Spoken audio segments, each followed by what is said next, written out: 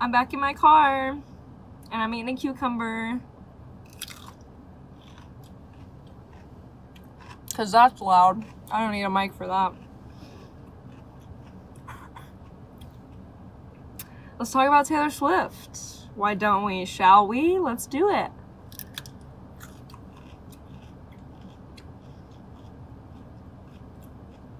Is it gross to just chomp into a cucumber like this? Because I like cucumbers. I don't like pickles, but I like cucumber. Anyways, Taylor Swift's new album, Lover, came out recently. And anyone who knows me knows I'm not the biggest Taylor Swift fan. I guess when I was like 9 and she had her first album out, I liked Our Song or whichever one was popular. But as I started to, you know, refine my palate, I was not the biggest fan.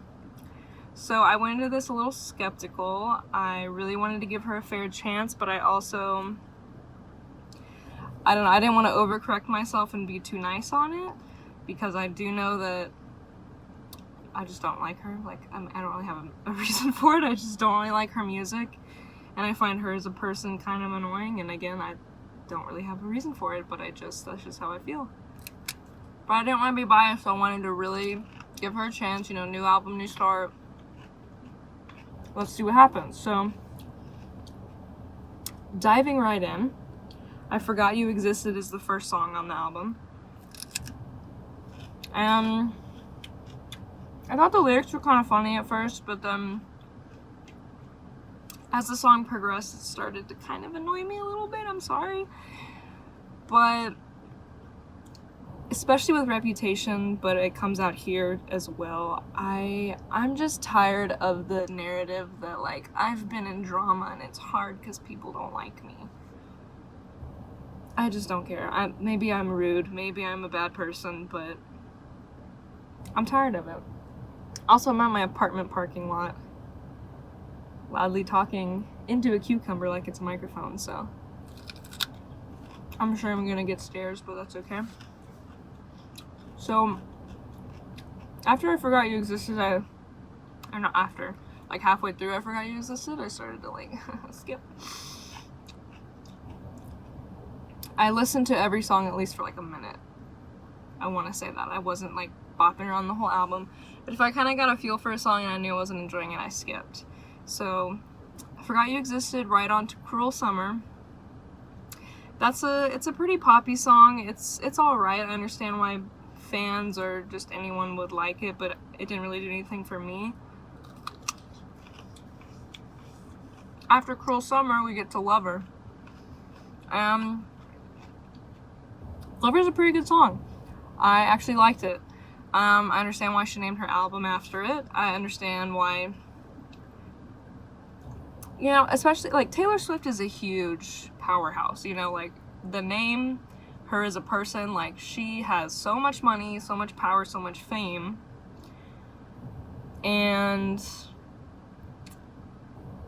it's important to recognize that for sure, but I don't think it's a good thing to like something just because it's popular and to not like something just because it's popular.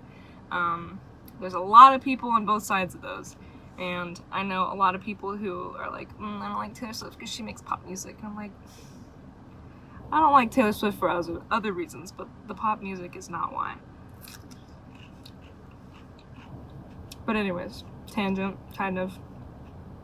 So Lover is good. I liked it a lot because I think it's simple. I think it shows off her voice really well, because, like, she's a talented person. Like, I can admit that baseline, whether or not I like her music personally. Like, she is a talented woman.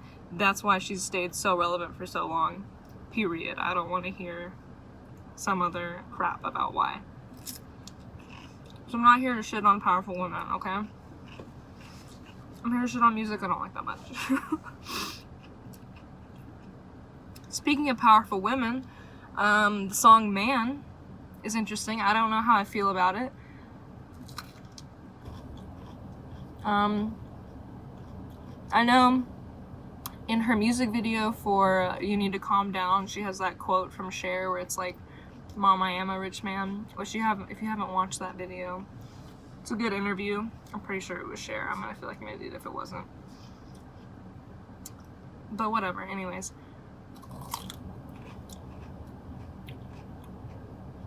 So I definitely think Taylor Swift is taking inspiration after that whole ideology. However, I don't know if it translates across well. Like, I get what she's saying. Women who have a voice and are powerful are definitely put under the microscope more than men are. I will agree with that. But again, I don't know what it is about her. I don't get a level of authenticity with her. Maybe that's really rude for me to say, or sexist, whatever, but it feels like when she says this stuff, she doesn't say it because she, like, feels it in her core. It's like, well, this is what's cool when everybody else is doing, and, you know, all these women are rising up, so I'm gonna do it too. Sorry, that was probably rude. But I don't know. Everything she says is not wrong. Everything she does is not wrong. But the way she goes about it is what upsets me. And I can't really articulate what it is that I don't like about her as a person. Or her music. It's just like, I'm not vibing with it. Typically. I did like this album more than I liked other albums, and I think it's because I'm trying to be less biased. I'm trying to see it a little bit better. Because there are some songs in here that I enjoy. The big one, like I just mentioned, You Need to Calm Down, like, I have some issues with it, but overall, like, that's a good song. Like, it's popular for a reason, you know, whether I, like, particularly love it and want to put it on, like, it gets stuck in my head because it's a well-crafted song. I'm not the biggest fan of the music video because it kind of feels like a celebrity circle jerk, but what can you do? I think, okay, I'm gonna get really political for a second. I think my problem with her is that she feels like the face of, like, neoliberalism. And coming from a liberal white woman, it's annoying. So that's all I'm gonna say on that. If you don't know what a neoliberal is, then look it up. So other songs that I liked, I liked The Archer. I liked Paper Rings. I think Paper Rings had a really strong intro and then it kind of fell off a little bit, but it's still a good song. Me, not the biggest fan of, you know, Brendan Urie's on that song, and I had my Panic at the Disco phase. I don't want to crap on him, but I don't know. It's just, it's kind of obnoxious. I'm sorry. It just kind of is. But I'm being honest, like, half of these songs are good. Like, I want to give her that. Like, I do think she leans into her, you know, the formula of the pop music that she knows works and people are gonna like. And that's fine, nothing wrong with that, more power to her.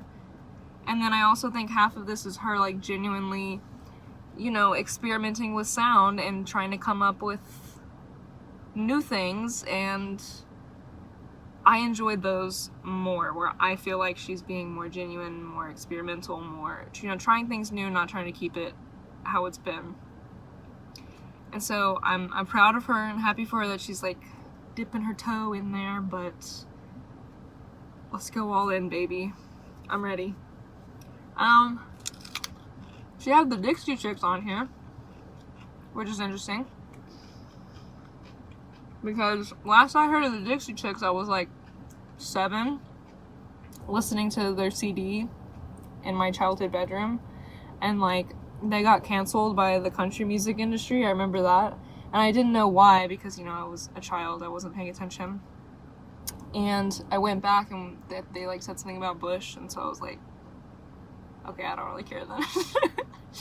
And I like that song a lot that the Dixie Chicks were on, so I understand why they didn't get canceled, but they're in the country music genre, and that's a very conservative genre, and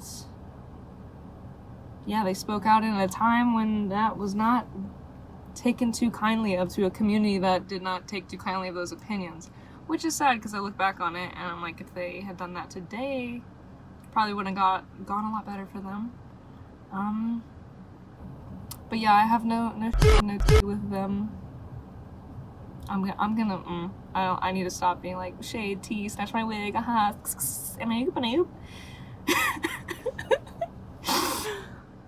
anyways, I'm very, today, if you can tell, very lively. I guess that's good. So yeah, the Dixie Chicks song was pretty good. Like, I liked it. They all sang very lovely, and it was nice. I really liked It's Nice to Have a Friend. I think that's the official name of it. It's Nice to Have a Friend. That was a pretty good song. And that's near the end of the album. And yeah, all the songs, like I said earlier, all the songs I ended up liking were ones where she was either trying something new or it was like really simple and it was just like showing off her voice and her lyricism, and I was happy with that. There were a few songs that, like, I thought about it that were very similar to other songs that I like or had like a similar title, and when I was listening to it I kept thinking like I'd rather listen to that song instead. Like Daylight, there's that Matt and Kim song that I listened to right after I listened to that song, so I was like, oh, I forgot about this song, it's really good.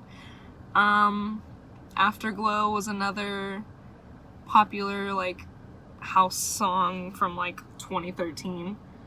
And speaking of house songs from 2013, I've been listening so many of those today specifically, and I think that's why I'm in like such a good mood. Songs like Wasted and Hello, like, they're kind of shit, but they're fun, so I don't care. And what was it? Oh, London Boy, her song, Taylor Swift's song London Boy.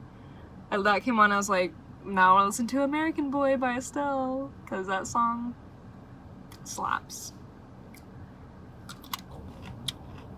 So anyways, I think I pretty much went through the whole album. That all being said, I still wouldn't consider myself a Taylor Swift fan, but this album's pretty good. You know, I'm not gonna take a huge crap on it because I didn't hate it. And I don't think she's deserving of hate. And yeah, that's about all I've got to say. I'm giving it a 5 out of 10. Give it a listen if you want. If you don't, that's fine too. And like I said earlier, she's rich and powerful, and